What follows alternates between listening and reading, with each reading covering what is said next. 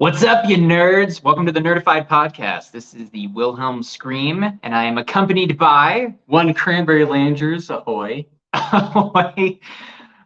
Today we are talking about probably one of the most famous series ever put in novel form, which is The Lord of the Rings, and specifically The Two Towers. Not Barney the dinosaur.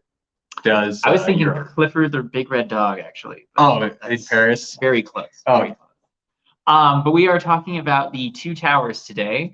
And previously, on episode 9, we spoke about we actually spoke of the Fellowship of the Ring. I was not there for that episode. It was actually... No, he was getting blitzed. I was getting Las Vegas. Just Jaeger bombs all night. All the time. All the times. Anyway, but I was not available, and we were able to go through the Fellowship of the Ring with... all the gentlemen of the evening. Thank you. Thank you so much.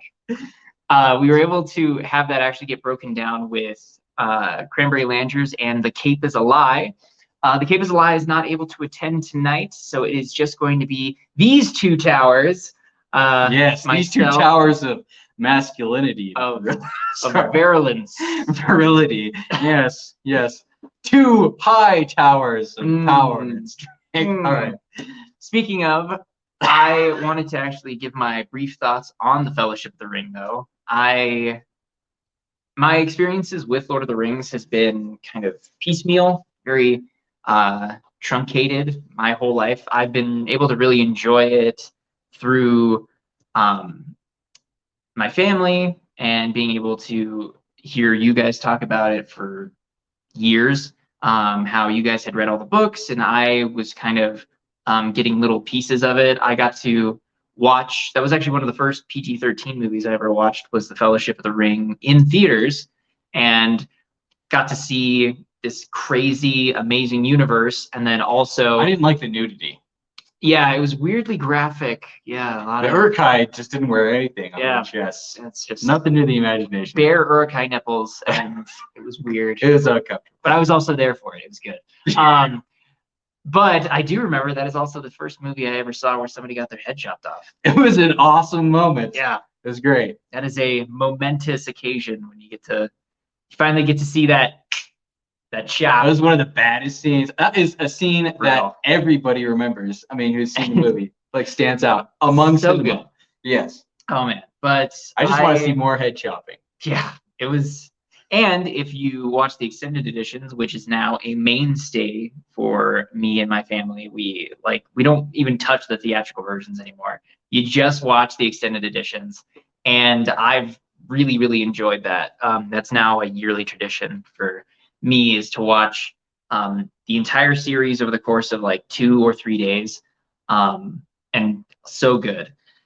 Which hurts because I had read the Hobbit book, and then seeing those movies in comparison, it's pain, torment, and crazy the light and day difference between having the same director doing a phenomenal job who came from like indie films and horror films, and then going from there to having him years later do the 3 films of The Hobbit, and in reality it's pales in comparison.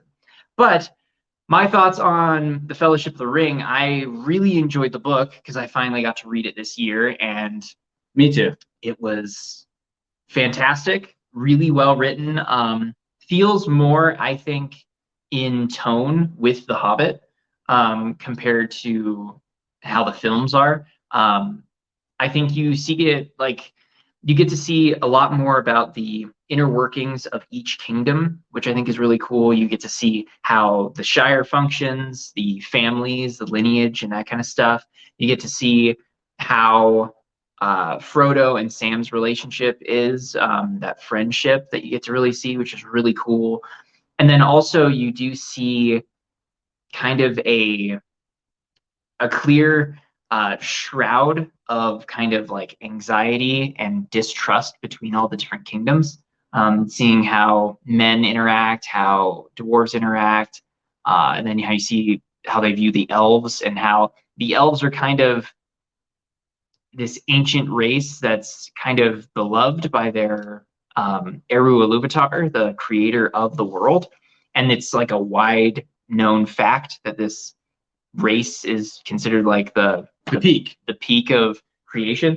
And they are. Which is also kind of weird under the context of Tolkien having survived World War II, and how he dealt with a master race that was trying to take over the world with like the Nazis and everything. The difference being in Tolkien's in the theology or in the history of the Lord of the Rings and the Tolkien universe, they actually are literally a master race. They actually are above all other races. They're basically impervious to age and everything else. So, and they're stronger than everyone else and that kind of thing. It's interesting.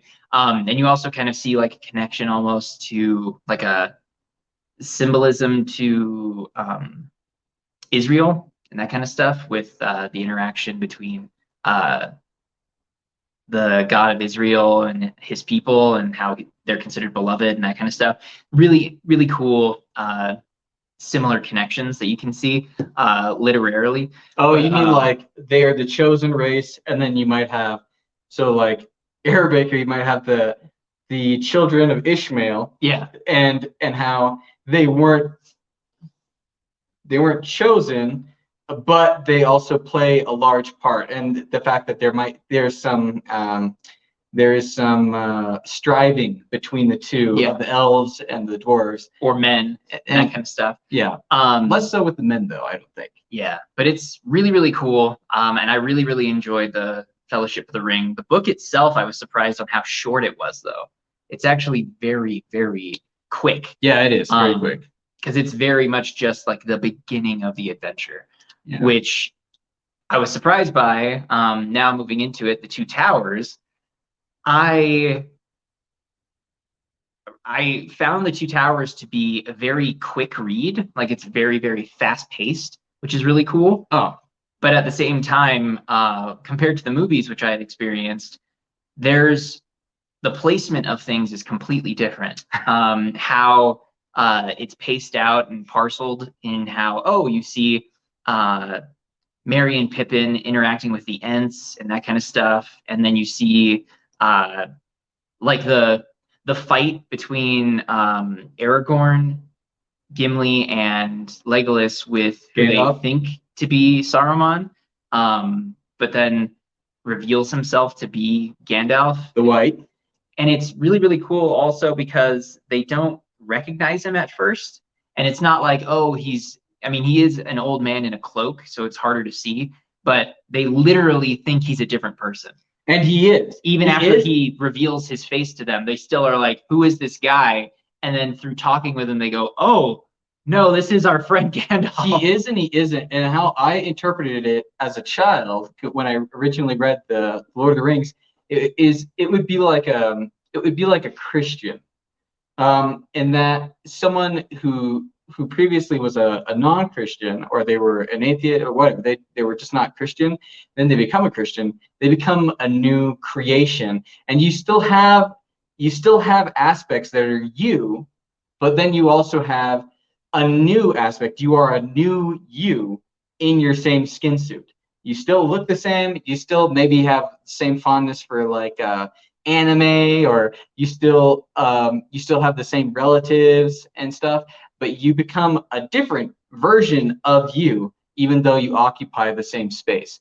And that's kind of what I thought of it as. Or I also thought it could be something like Jesus Christ. And once he died and once he resurrected, you have the new version of Jesus with similar but not the same aspects to him. He wasn't recognized by his disciples, who he'd walked with, who he'd lived with for months, years, and they still weren't able to view him. They weren't able to see him in his new glorified form.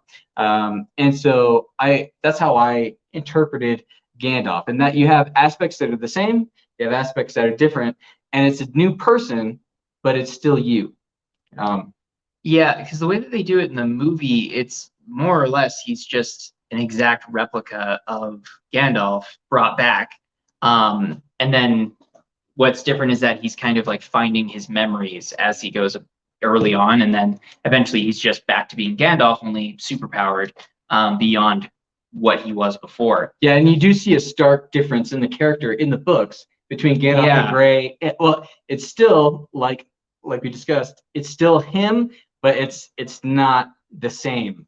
And that's it was kind of interesting to me because looking at it, just reading it, I was feeling a little bit more of an idea of reincarnation, where you see a being that, because technically, if you don't know, Gandalf is considered basically a spiritual being. Like he's almost like a lesser angel, and he's used to like make change in Middle Earth. He's a being that's put on Earth, on the Middle Earth, to be able to steward and enact like progress.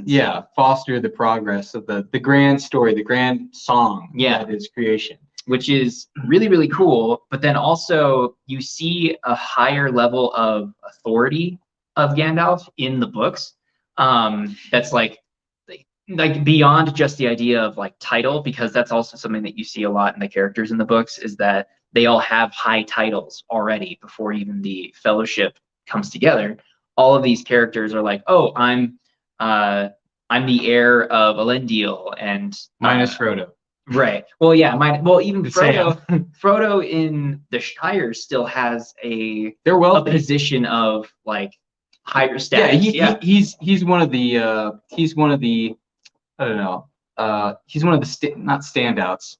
He's one of the leaders of the community, or he's like he's recognized in his community. Yeah, he's a pillar of the community, which is interesting, because obviously he's a much younger man in the books or in the movies, while in the books he's much more of a actual, I don't know, like not an elder statesman, but almost similar to that. He's a well-established figure in the Shire, and he's an older man. I think when it finally takes off, he's actually in his 50s. Well, this is like the thing. 40s, early 50s. This is the thing about Hobbit.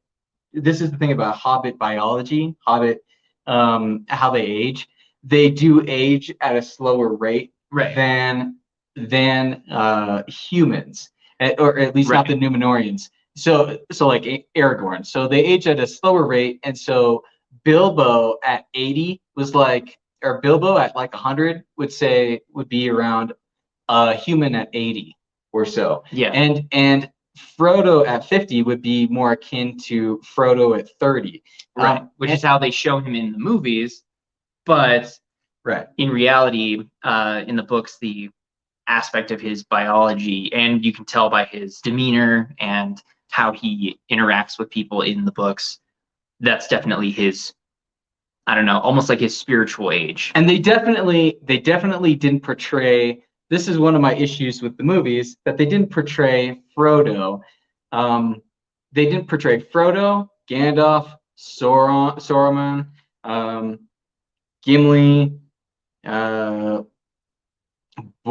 Boromir was kind of closer, but Aragorn and Sam and Merry and Pippin, they didn't portray them as, they didn't portray their characters fully, or they didn't portray them as they were in the books, as they were displayed, as they were written in the books.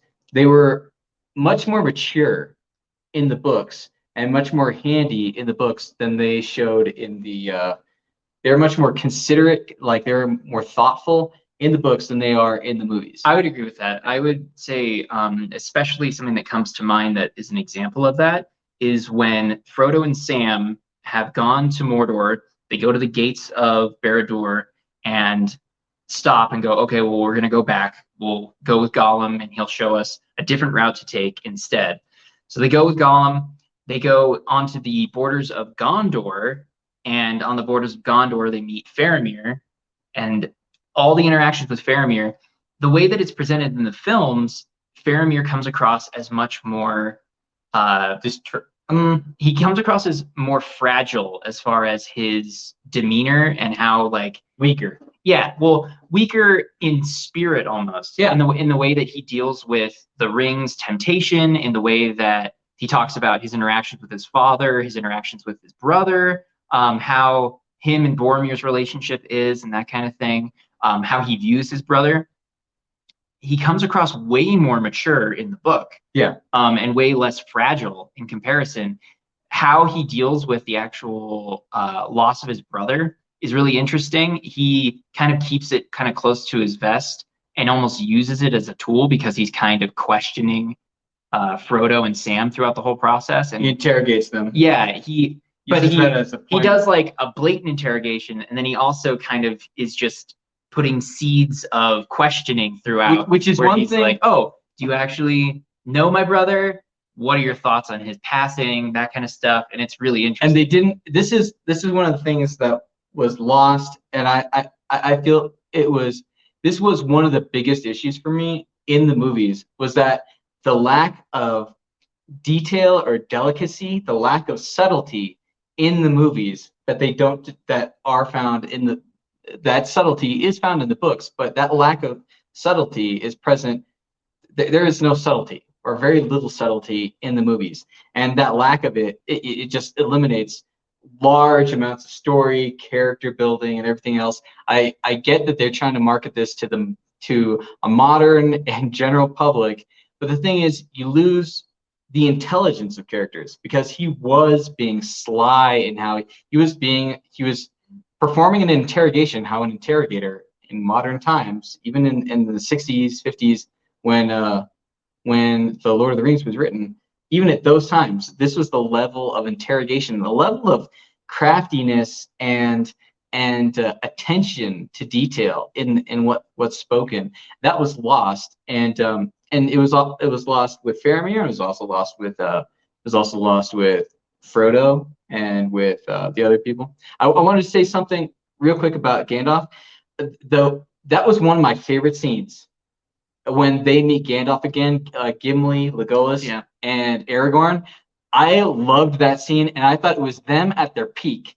At that moment. They're like, we're going to deal with this guy, and the guy being a wizard, and they're like, we're going to go after him in this moment. And the thing that stood out to me was that the wizard, Gandalf the White, he wasn't playing around with them. No. Like once because he holds them, he prevents them from attacking him. Yeah. Once he releases the hold from attacking them, they go on the attack immediately afterwards. Yeah, the minute the guys they're no longer feeling this like unspoken spell. It's like an atmosphere of them just not being able to move really. Right. Like they feel sluggish and just like, I can't lift my arms. And then the minute it comes away, they're just like, oh, let's go. Come on. Yeah, and he does it. They do it. They snap to it. And the thing is, Gandalf literally has to. The scene where it shows them in the movie and they're kind of like waiting and they're very slow. This is another issue I have. Legolas is supposed to be faster than the blink of an eye.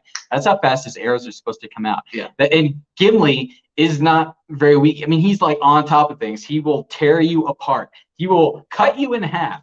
And this guy, but these guys, and like really quickly, right?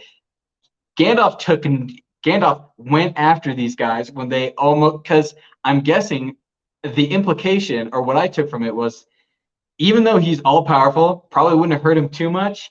He actually had to prevent them from attacking him because they would have done damage, is how I interpreted it. Yeah, because I think in the situation, the context is an old random man who they think is Saruman, potentially in disguise, is trying to, he's slowing them down, and physically and based around their duty, they're trying to find their companions.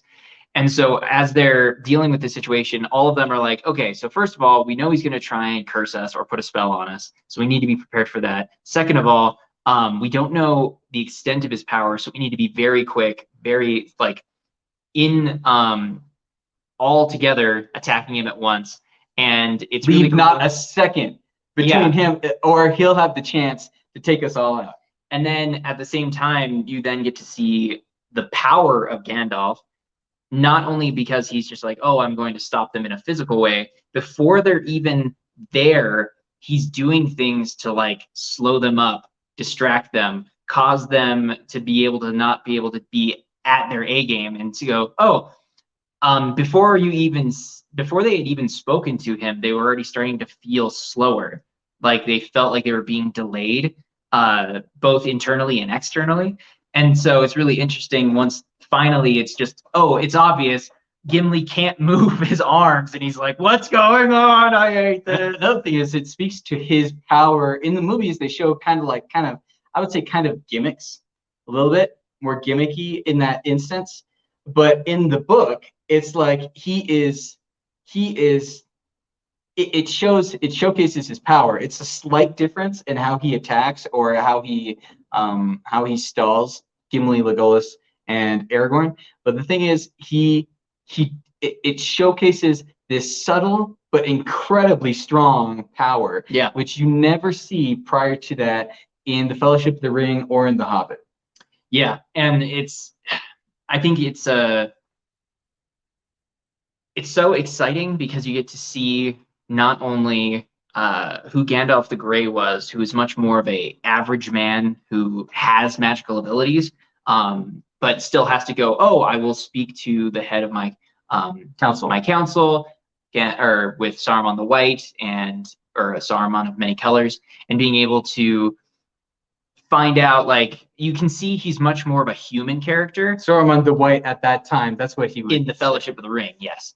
And then as you see in the Two Towers, once Gandalf has been, quote unquote, reborn after smoting his enemy's ruin on the mountainside. Yes. He then is able to, having gone through a ridiculous, intense battle, going through the darkest places of the earth and the highest points, you then see he has much more authority in not only his position as a wizard, his power as a wizard, but also authority in a being that has dealt with hundreds and hundreds and hundreds of years of experience. And you're really seeing that come to the forefront because before he's even interacting with his old friends, he already has a aura about him of authority and kind of intelligence in both tactics and then also how he implements what he says to his like friends, like what he reveals to them and that kind of stuff. It's really, really cool to see this.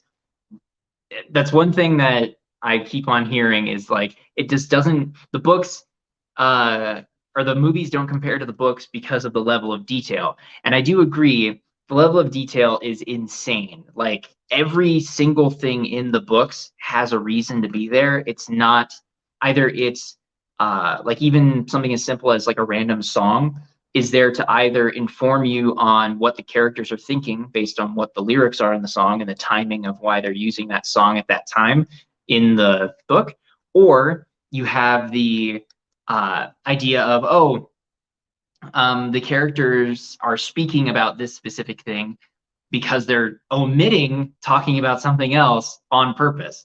And that was like one of the biggest things I noticed was how Faramir was interacting with Frodo and how they interact with Gollum and treating Gollum as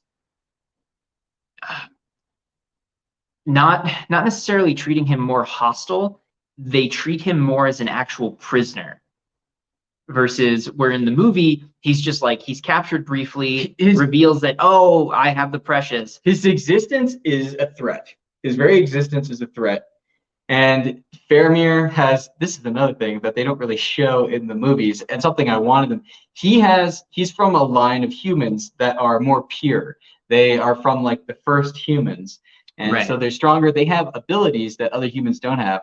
Faramir, either through knowledge and through study or through a natural gift, he is able to see things in people, and it might be, I mean, interrogators and people who have experience with analyzing and stuff, psychiatrists and stuff, they can see aspects. But he saw things, he saw words and thoughts and aspects of Gollum, Smeagol, without Smeagol opening his mouth. And also Frodo, he can tell that Frodo was keeping things from him, and he's like, yeah, I'm not blind. and I knew that this is what you were doing, but I thought it was potentially for these select reasons. Yeah, but he did take care of him as that because he saw him more as I don't believe he saw him as a threat, as an existential threat, or him the very existence of Gollum is a threat.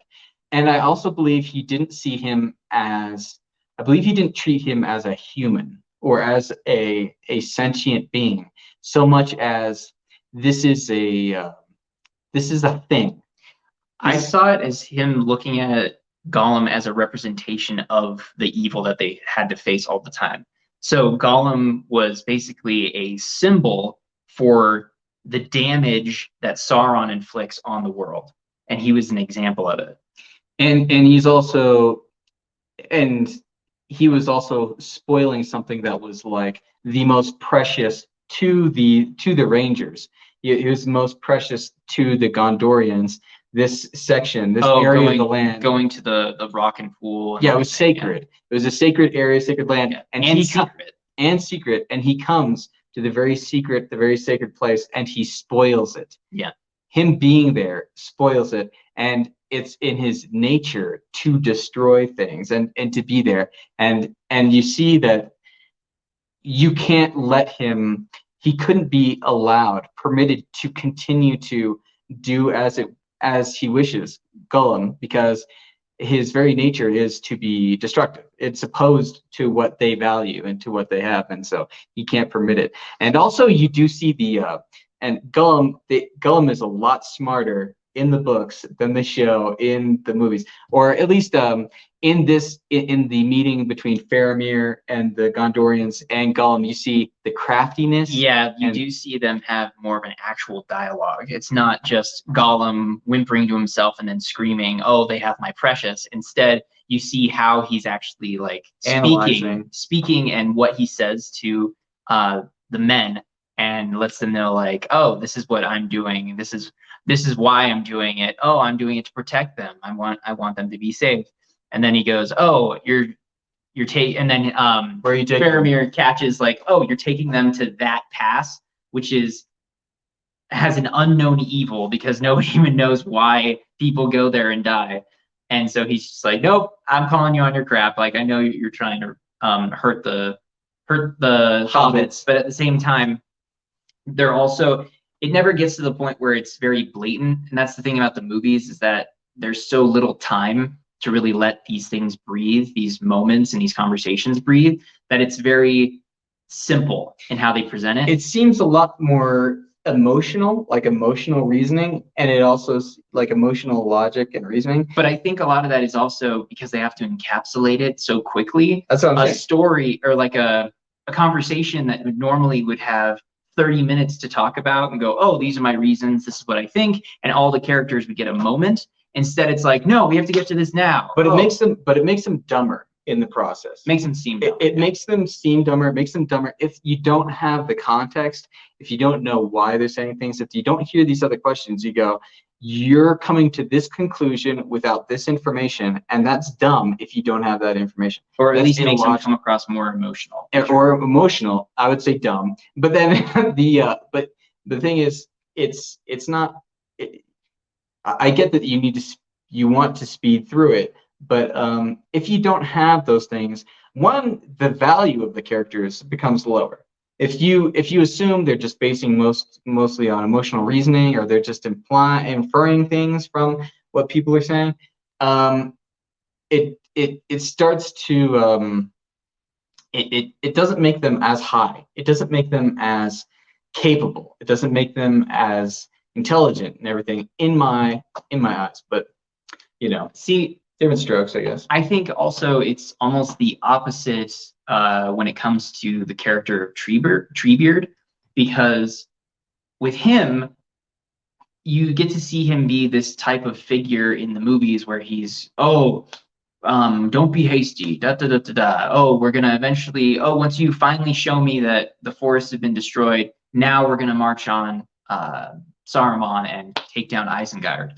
But in the books, the extra moments that you see with the interactions with the hobbits and the interactions with the other Ents, which they completely bypass any other ends in the movies. All you see is like a couple random faces, and then they fight. They also eliminate the attack of the trees, or the support of the trees at not Osgiliath, Helm's Deep. Helm's Deep. But you do, because of these extra moments that are expanded upon in the books, you really get more of a human side to Treebeard, which I think is really, really cool. You don't get much of that in the movie, but you do get to see how he interacts with the other Ents, how he's interacting with Merry and Pippin, and his thoughts on the world, his thoughts on other races and that kind of thing, and other forests, how he is more judgmental of like other forests and stuff. It's really, really cool because you get to see him.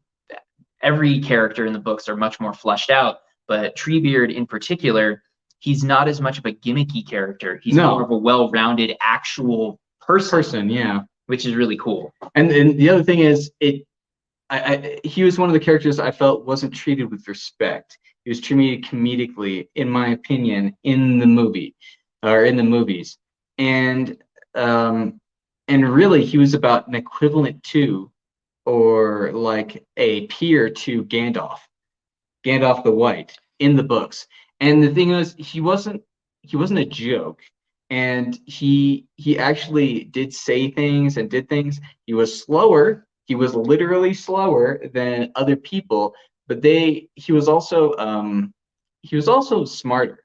I mean, he thought differently, but he was thinking, he was actually making good choices. And the other thing was, I felt was a huge betrayal, and I hated this in the movie, was that it showed him like crushing Merry and Pippin when he first meets them. He's like, they're terrible.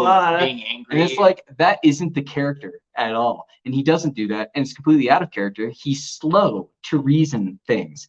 He's slow in everything. And you're showing that he's making judgments. He did make a judgment. He did question what they were, whether they Merry and Pippin, the two hobbits, whether they were hobbits or whether they were orcs or something from the Blacklands, from out of Mordor or something. They were evil entities.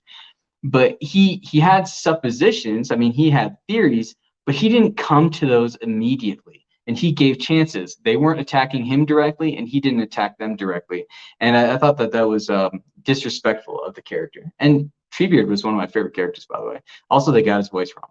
I think the fact that you see Treebeard in the movies have to be like, it's kind of a catch-22. It's a character who's saying don't be hasty, and yet because of the fact that they're stuck to such a limited amount of time to tell the story in the movies, you have to make him come across as almost impatient, which is a weird circumstances to find the character in. But that's different from adding scenes. Right. That's different from adding. But in the books, you get to see Treebeard be more of a, again, you see his position of authority. You see him as almost like a police officer of the forest, where he's like, hey, not only am I here to protect the forest, protect people and beings from the trees, but also I'm here to just kind of safeguard this area in general. And so when he does capture Merry and Pippin, it's a clear change from how they were captured by the Uruk-hai, who are basically tormenting them and threatening them the entire time. Instead, Treebeard, being a benevolent being, he captures them, yes, but he doesn't hurt them. He doesn't threaten to kill them or anything. He just says, we're going to figure this out. Like, I'm going to get my answers, and then from there, we're going to talk at the Entmoot. We're going to discuss what's going on. Due diligence. Yeah, you can just see that there's more forethought in everything that the characters are doing, which is really cool to see. And that's what is, I think, missing from the movies. At the same time, I am still so happy that they were able to include so much in the movies. Now that I've finished the first two books, though, I think the movies should have been treated almost like Star Wars. I think they could have put them into 6 films. I agree. And I've been saying this for years. Yeah, part 1 and part 2 of the Fellowship of the Ring, part 1 and part 2 of the Two Towers, and then Presumably, they could have done the exact same thing with The Return of the King, but the Two Towers in particular, I was super shocked how short Helm's Deep is. Yes, It is insanely fast. Upon rereading it, the thing for me as a child when I was reading it the first go through, the first run through, was that I when I read the Lord of the Rings books, I would pour over sentence by sentence. I would pour over a sentence and dwell on it and interpret it like 3, 4, 6, 7 different ways sometimes. Yeah. I would interpret it and I'd go, what does this mean? What could it mean? How is it interacting? What's the physical position of all these characters in a scene that I'm not hearing from? What are they doing and how likely they are? And the books are extremely well put together. Tons of logic and intelligence put in. Tolkien was a genius. I would say, well, just to jump off of that really quickly. It was very quick. As far as like how Tolkien places things in a scene, like his actual I'm trying to think scene, not description, scene layout. How he describes not only the architecture around stuff, which a lot of writers do, but he literally breaks down the positioning of each individual character, and then like even the slightest subtle remarks and stuff that affects placement in a scene, he incorporates that into his writing, and he does it not only really well where it flows very naturally, but you also can keep up the whole time, which to me, I thought a lot of it was left up to interpretation for the movies. But no, he pretty much blatantly puts it out there to the point where I think making the movies was a little bit easier than I thought it was before. Yeah, but Rohan was off. He didn't do Rohan. Well, yeah, but the fact that they were able to basically Tolkien almost made the storyboards for the movie. Yeah, you could. With how simply he places everything to go, okay, this character's here, he's facing them here, we're doing this here, and then they turn, this is here, now this is what they're facing, this is what you would like to the point where I think Peter Jackson was able to probably just take stuff directly, which a lot of scenes he does take directly from the books, and it's nearly identical. Some of the dialogue is slightly changed. Some of the characters say one thing that another character says, that kind of thing, which in a way is disappointing, but at the same time, it conveys the same or similar tone, which I think I can understand why I view that as sacrilege. That's fair. And I view that as you are killing the characters and the scenes. I hate it. I really hated it. I hate it. Anyways, but I mean, I can totally see that he could have. I thought that he could have built things. You know, they have budgetary constraints for creating the movies and everything. They can't do a lot of stuff. But the thing was, you know, I think that they could have tried at some things. I think he had a little bit too much artistry in there. I think they based a lot of things off of like old illustrations for the books, and they weren't taking it directly from the books for some things. But yeah, I mean, you could definitely do that. I mean, I could create layouts and I could do like architecture and stuff based on that. The caves behind She Loves Caves? Not Minas Tirith. Is it Minas Tirith? Helm's Deep? Helm's Deep. The mines behind Helm's Deep, I apologize. Apologize, everybody. The mines behind Helm's Deep, they didn't really showcase those in the movie quite as well as you might see in the books. They were described as like rainbow, right? In like the surface of the walls insanely were like stunning to the point where luminescent. Gimli was like, "Oh, yeah, oh man, I can't believe what this is here. This is like reminds me of home, man." But yeah, I completely see that. And Helm's Deep was extremely fast. Another thing that I realized, because it had been a while before I watched Lord of the Rings, and between when I had read Two Towers and when I watched the Two Towers in the films, I wasn't sure that they had elves in Helm's Deep when I watched the movie the first time. No. And watching it the second time, no elves. showed up there. It was just the trees and the humans. And the thing that comes away with that for me is that kind of a theme throughout the book is that the land, Middle Earth, is becoming man's domain. It's passing away from the elves. It's passing away from the dwarves. It's becoming man's land. And I think there's a slight implication that the world we exist in is the after of the Middle Earth. Well, when I think there's a couple interviews of Tolkien specifically where he talks about how this is basically his idea instead of like a King Arthur origin for England and that kind of thing. This is kind of his version of it. Oh, where like from this Middle Earth we become our Earth eventually. Yeah. Well, that I mean it completely fits. And the thing is, so when you take the when you add the elves to Helm's Deep, what you're saying is that it's not man's strength that's winning the day. Right. You're not relying on even though you had Legolas and you had Gimli assisting, it's still men that saved the day, and they were huge contributors and a lot bigger than I don't know. They were a lot more impressive in the books than in the movie, but yeah, it was a lot faster. But the thing was, it was more of man's thing, and they probably wanted to play it up for the movie, right? They wanted to make the build up for it. Yeah, I mean, at the same time, I think the movies I think highlight different things than what the books wanted to highlight, what Tolkien wanted to highlight, specifically in the Two Towers, because it's very much the middle of the story. They're getting characters here, they're getting characters there. It's the utility of this book is to make sure that characters get established into positions they need to be established, need to get them into kingdoms specifically that they can then start helping with and start moving characters forward and moving armies forward because stuff is needing to happen.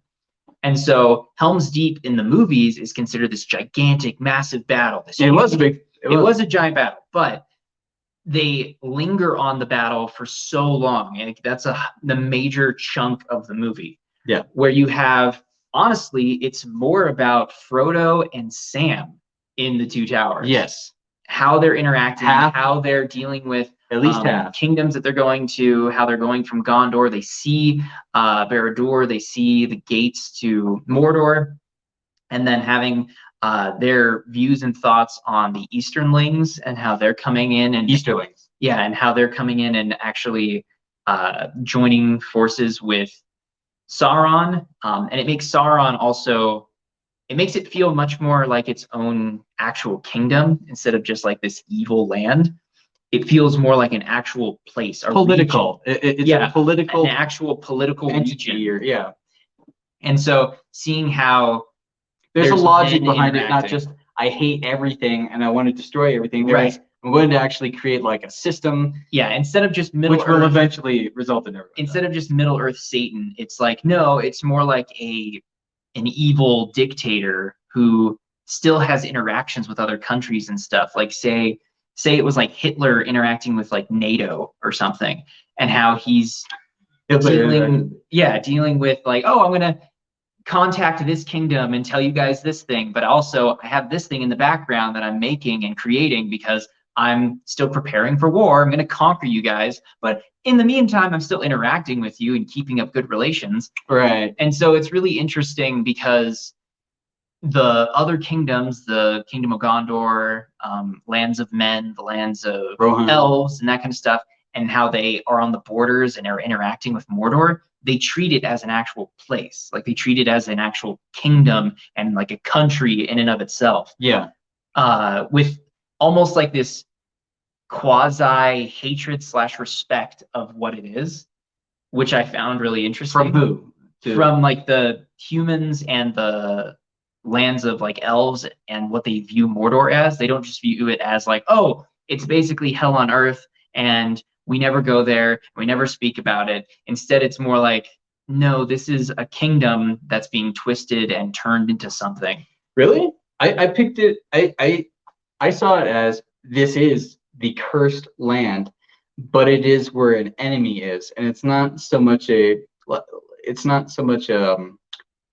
a conceptual enemy, but this is a real enemy with massive supernatural power. I mean, like there is a supernatural aspect to it, but it's an actual enemy with actual armies and actual um and actual forces, but it also is like completely cursed, like you don't go there. What it reminded me of more than anything was kind of if you had a country on the border of like Chernobyl, but Chernobyl, instead of being completely evacuated, instead still has a full government in place. It's and all that possible. stuff. It's possible to enter, Yeah. as opposed to just a conceptual place, just hell.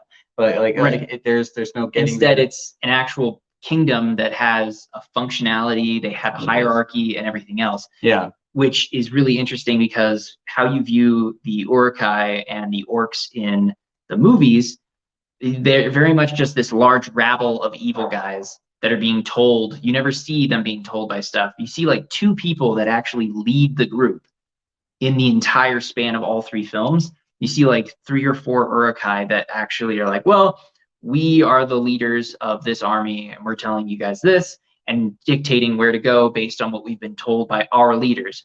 But beyond that, they barely go into it. In the books, they're basically, structure. Yeah, you see them as basically humans. Like they have very human-like desires, like what they want to do.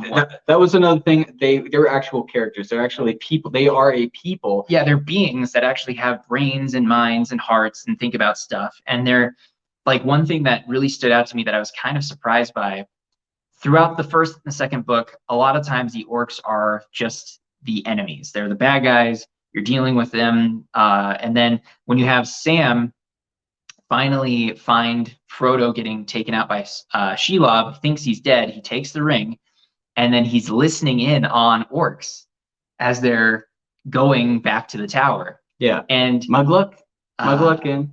I'm spacing on the exact names of the orcs. I'm not sure Mugluck was one of the ones from Merry and Pippin, or if Mugluck was one of the guys in the tower. I think he might be one of the ones from the tower. But when you do hear them interacting with each other, Krishnak and Mugluck. Yeah, and you have Sam listening in on them, he then gets to hear them talk about how, oh, when this is all over, we should just find a small place for us to just go and have our own little band of like bandits, basically, and just start up some trouble. Like you hear privatize their services. 2 random criminals just talk and be like, man, we got to get out of here. We'll rob some small town. Yeah, we'll get out. We'll find a nice patch of woodland or whatever. We'll make it our own. You know, it'd be nice and quiet. Anybody comes through, we rob them, kill them, whatever. Aside from the killing and the yeah, and then it's just so weird to hear because the movies don't treat. Well, like the Uruk-hai in the movies are seen as like just extensions of Sauron's will. Like we're evil, we're here to eat men, and that'll be it. Yeah. A couple times you hear Saruman go like, oh, it'll be a land of the Uruk-hai, and you'll get what you have coming to you. And they're like, yes, we'll finally own the land. But it really makes a more human angle to the orcs and the Uruk-hai when you can hear them be like, yeah, we'll basically retire. It'll be great. Well, and the other thing was, and they won't have to have someone, you know, possibly vying to kill you or whatever. Right. Take your position, course of your work, yeah, which it will happen. The other thing is, they also don't showcase that the humans also were fighting at Minas Tirith, not Minas Tirith, Helm's Deep. Helm's Deep. I'm sorry. Helm's Deep. They don't show that the humans were also fighting against them at Helm's Deep, and that was part of it. It's not just the orcs. It's not that. You have your own people, wild men. You have men who are coming and they're siding against you, and they're willing to wipe out, perform a genocide against you because they want your land, they want your area, because they're offered sweet promises, and they believe those things because they're told these guys are the bad guys, and because they never performed, because they never went and did the effort to confirm that the people they were attacking were actually worth attacking, or that they are opposed to them.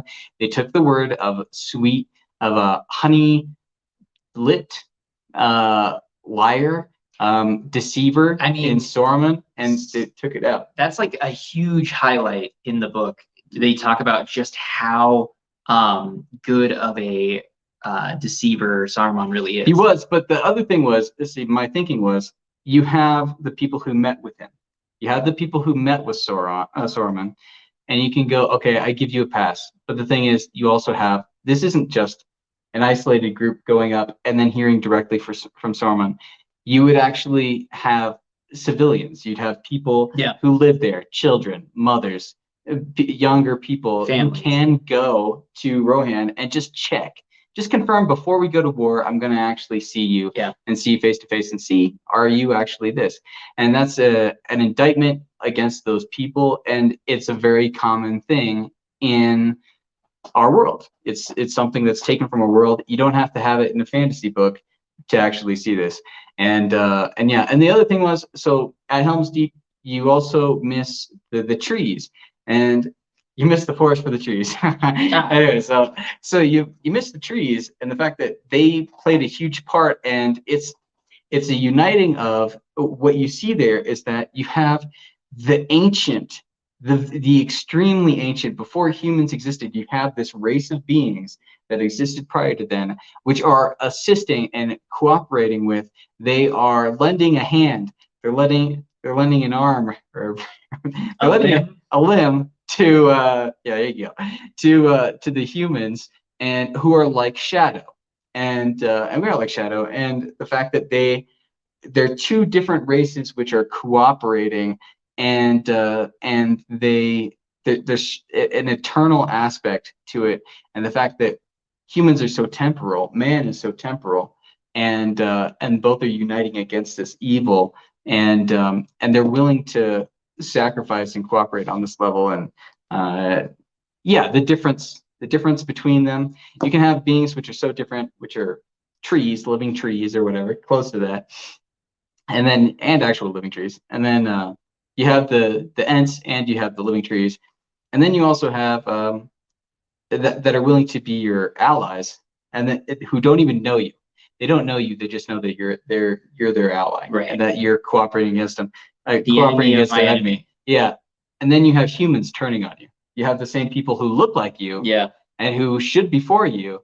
And if they knew things about you, they'd be cooperating, but they don't, and they're willing to betray you and kill you. Yeah, and it really does highlight the evil and the manipulation of Saruman with when they finally go back to not Minas Tirith, but to Isengard. Isengard, and you have Gandalf walking up and actually speaking to Saruman as a friend. Like, he's actually giving him every benefit of the doubt. He's trying to give him every chance to come down, relinquish what you've done. We'll let you live, but you can't stay in power, and you can't stay in your tower. And you have to give up this power that you've accumulated. Yeah. You have to humble yourself. You've betrayed everyone that you've known, and because of that, you are no longer welcome in these lands. And Saruman, the entire time, it's really interesting because you finally get to see him try like 8 different tactics as he's interacting with them, where he's like trying to butter them up, he's trying to manipulate them, touch on their fear, touch on their, like, say that they don't have real authority, this, and this. Finally gets super angry and frustrated and just starts blatantly insulting them because he doesn't have anything else he can do. And then you get to see Gandalf come into his position as leader of the council. Breaks, your staff is broken. Yeah, so he doesn't even, which I find really interesting phrasing, he doesn't say, oh, you're not worthy of your staff. He doesn't go, oh, you're, I relinquish your staff. Nothing like that. It's literally, you've lost your position by your own action. Your staff is broken. You broke your own staff. Well, it was a curse. Yeah. And then it gets destroyed, and you see Saruman become the petty, vindictive little peon that he is now, because he's no longer a wizard. Yeah, he's a man. He's just an evil, twisted man. Who's a liar. Yeah. And it's interesting because And he does still in have the some. movies, it's in the third movie, or the Return of the King, is when they show Saruman die and fall off of the tower and get impaled on a spike, which was actually just a visual gag because um, Christopher Lee had played Dracula, and so they were putting a stake through his heart. That's the visual gag that I don't like Peter Jackson. I don't like. He's a guy who did horror movies. I don't he's care. Going to. He's going to. You have something that's like close to. You have like Dickens level of like this is classic literature. This is the honor you should have. Like Dickens, this is Moby Dick, or this is Shakespeare. Well, Shakespeare is kind of trashed, anyways. But it's like Bible level, and you're like, or not really Bible level, but close. And it's like, yeah, I'm gonna stick a gag in here. I'm gonna stick a bunch of fart jokes and everything else. No, dude. You have something that people would die to have the chance to create. And you're like, I'm gonna stick a corny joke in here. I'm gonna do something that's totally not in the books. But that's my opinion. At the same time, I'm so happy that we got as much as we did. Oh yeah. From the books.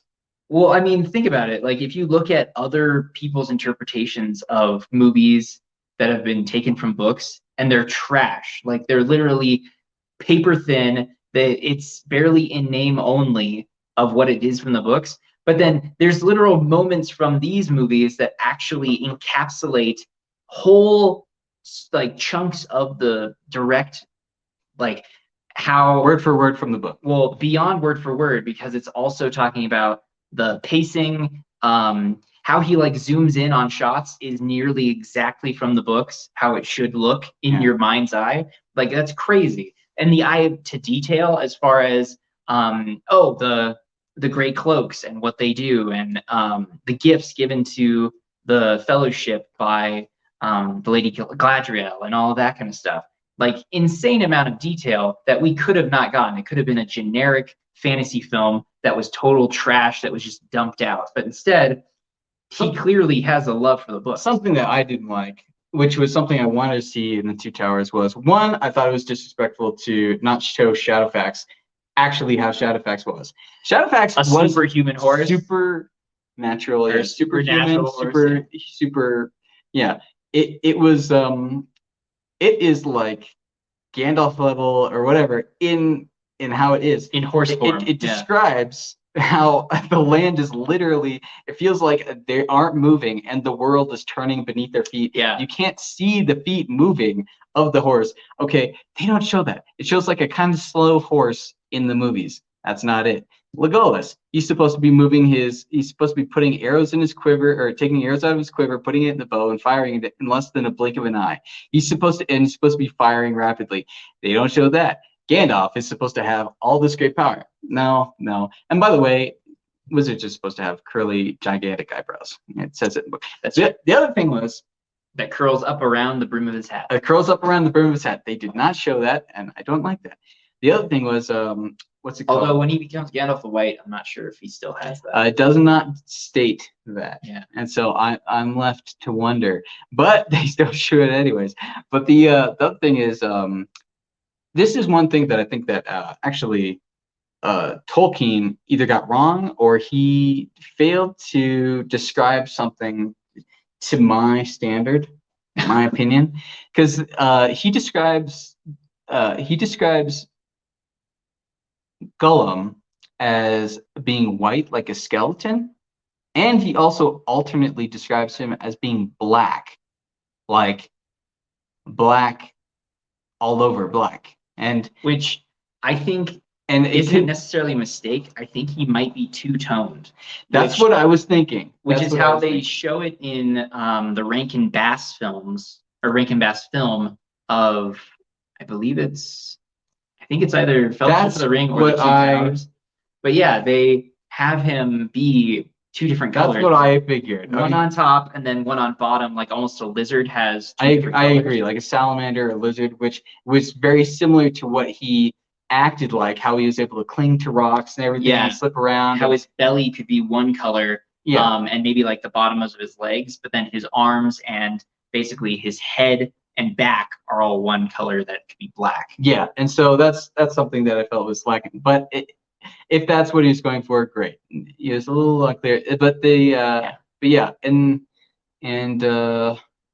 yeah, And I really, really appreciate in the Two Towers, you get to see Frodo and Sam highlighted in like every way.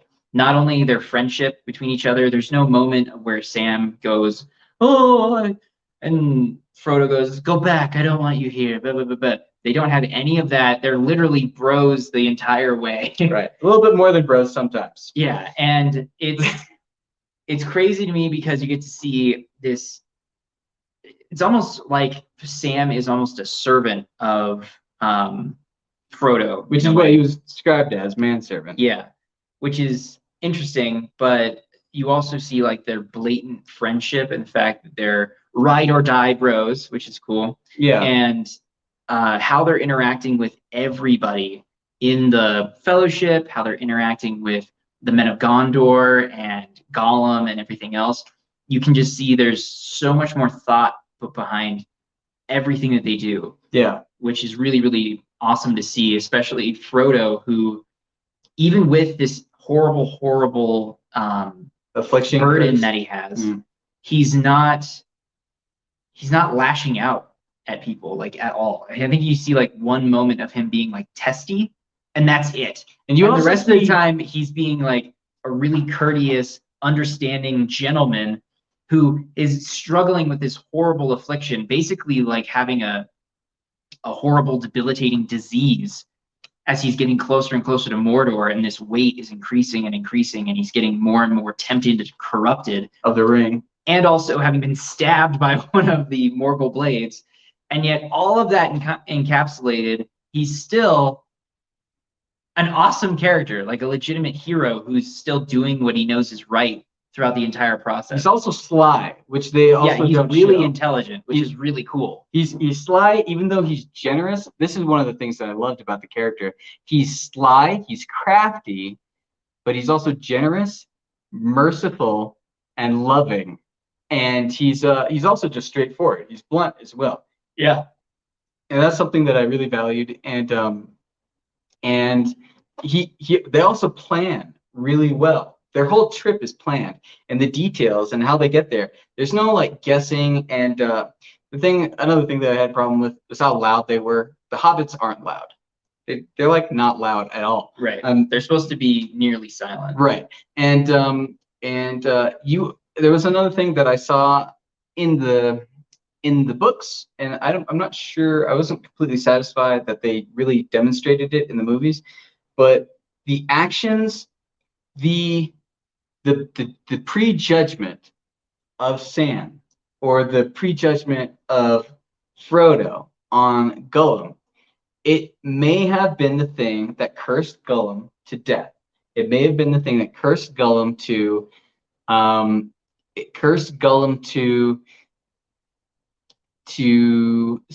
not submit, but to it cursed Gollum to actually carry out the curse against himself. Finally be entrapped by the ring. Yeah, and finally be taken by it. And but it also showed, you also see in the Two Towers, or maybe the Fellowship of the Ring, that it was planned out. His end, Gollum's end, was actually planned out. When it was first described about how Gollum would do things, it was very much.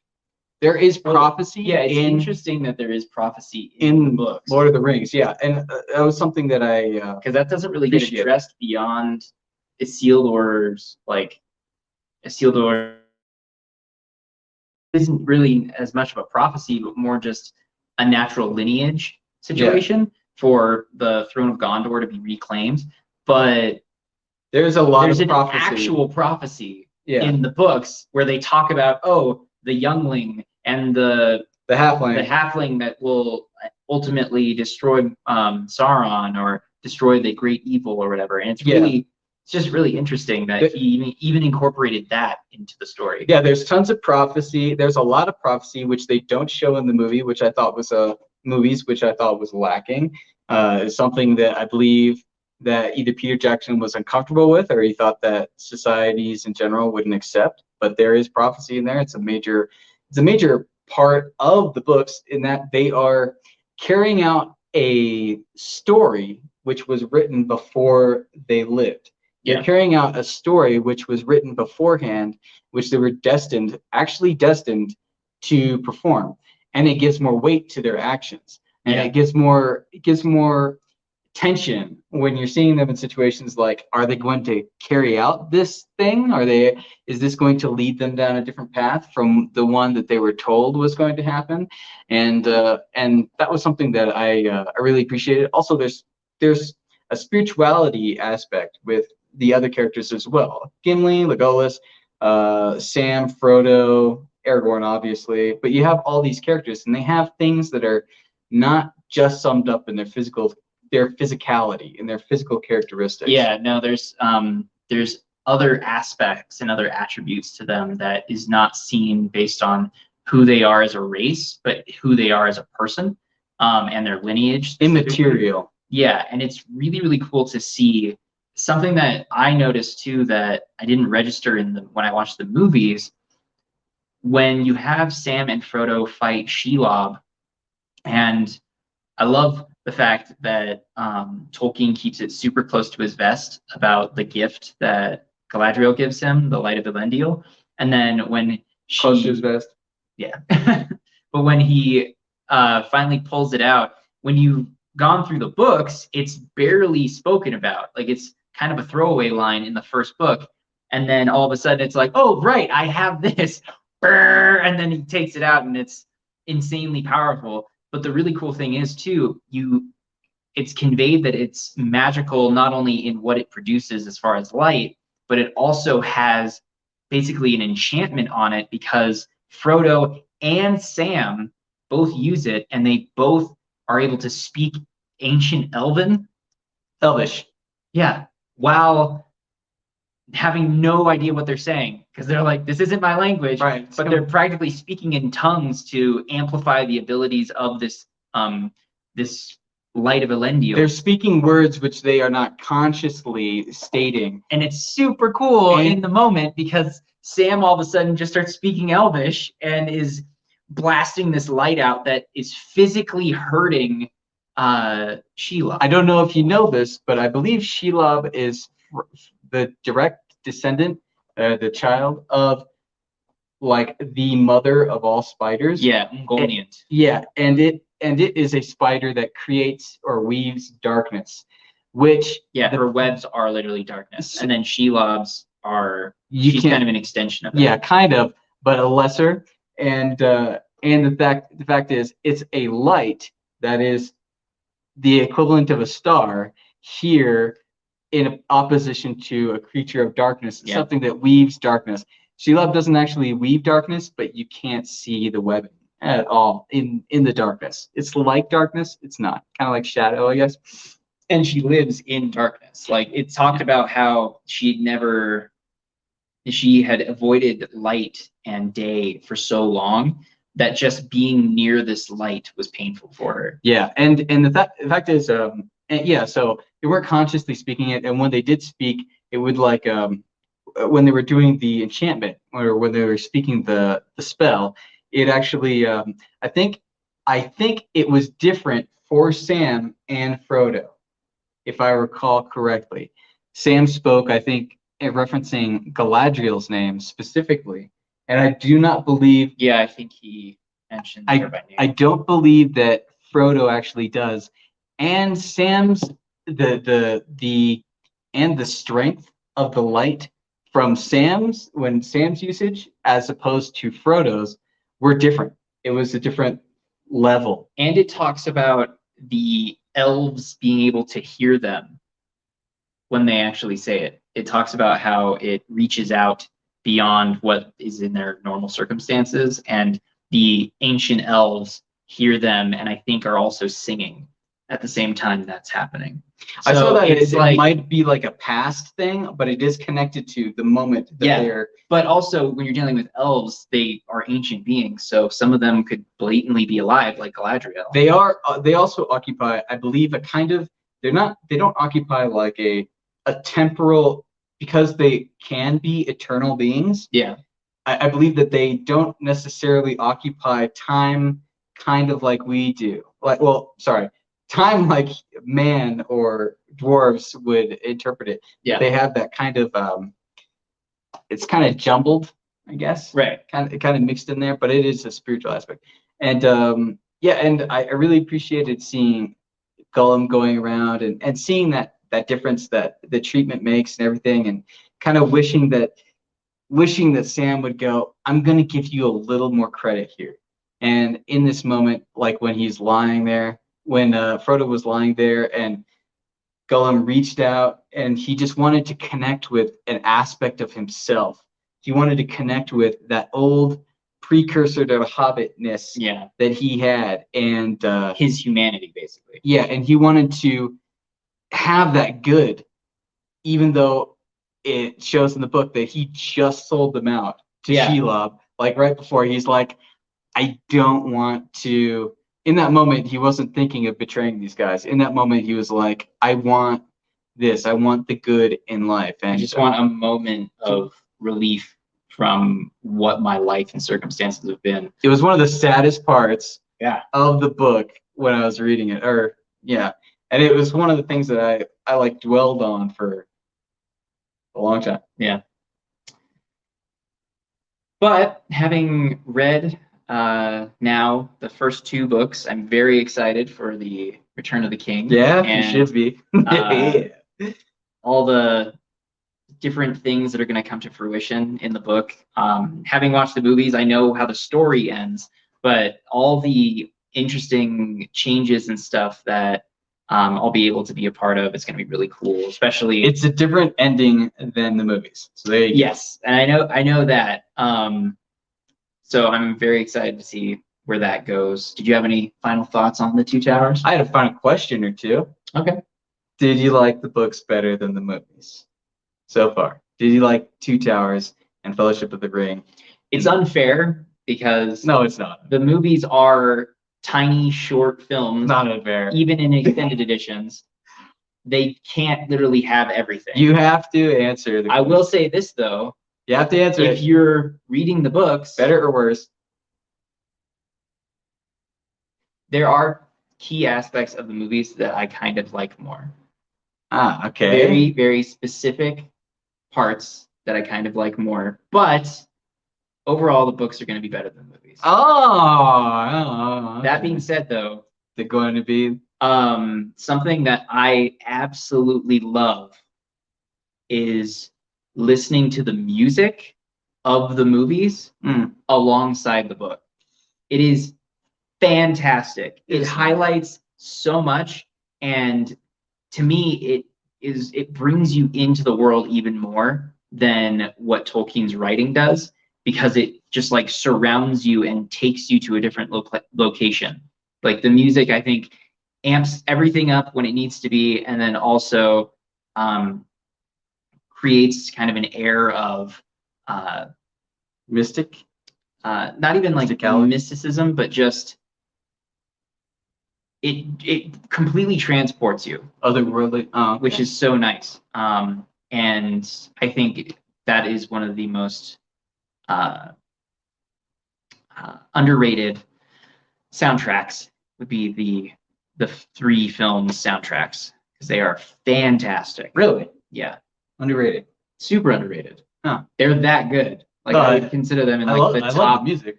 Probably like the top 3 best soundtracks ever for films. Okay. I like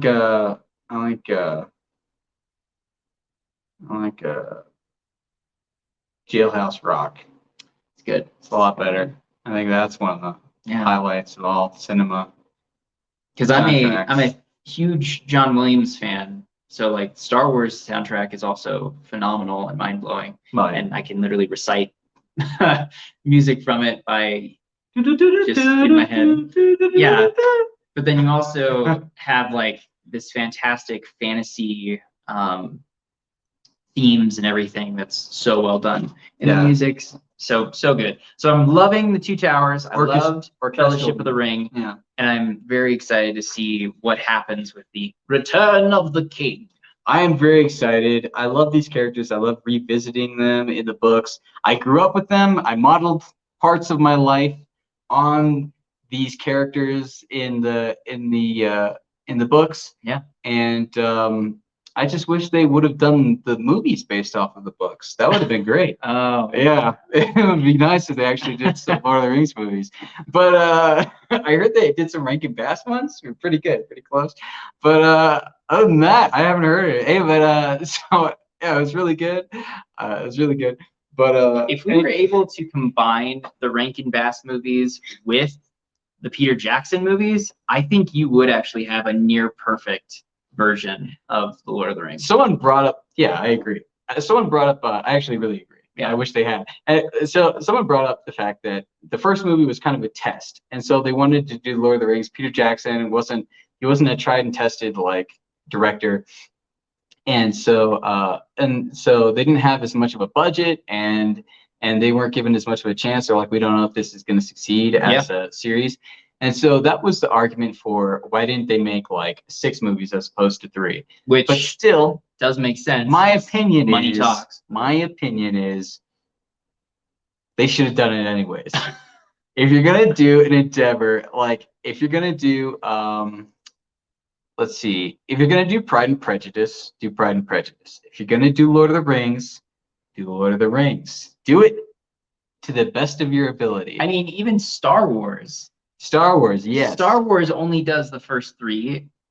Yeah. And then years later, like 20 years later, they do the first 3 films or first 3 episodes. The second 3. That's based on old classic serials. Yeah. But the fact is, like, you can see even George Lucas and how fantastic Star Wars is, how immersive it all is, the amazing storytelling, like the classic storytelling that anyone can identify with, then let alone the amazing detail, the awesome sci-fi, the worlds themselves and how cool it all is.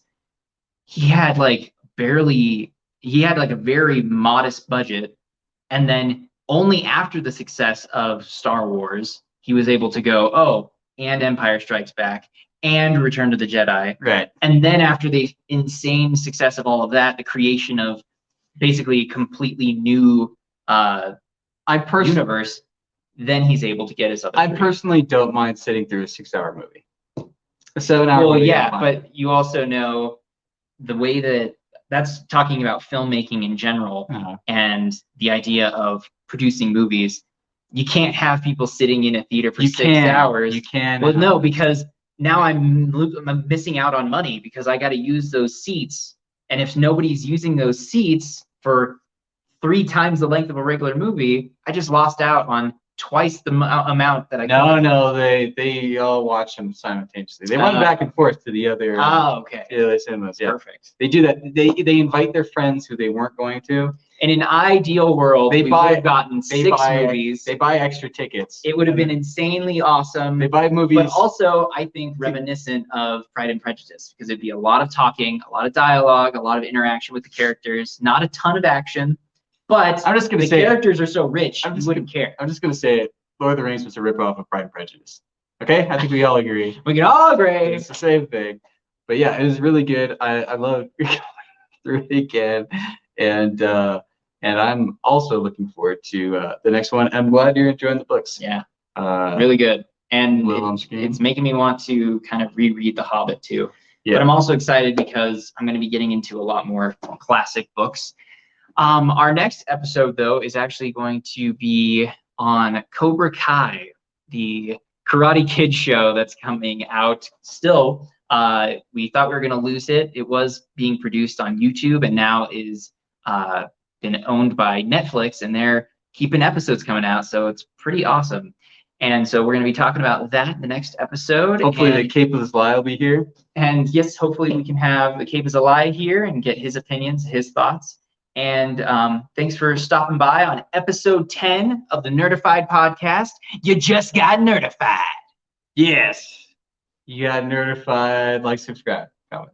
Like and subscribe, comment. Let us know what you think of the books and the movies. If you have one over the other, if you love one specific character, let us know who it is. I'm a big Sam fan, for show. And thanks for stopping by. He's a Sam. How dare you? I like Gimli. Nerds. See you later, nerds.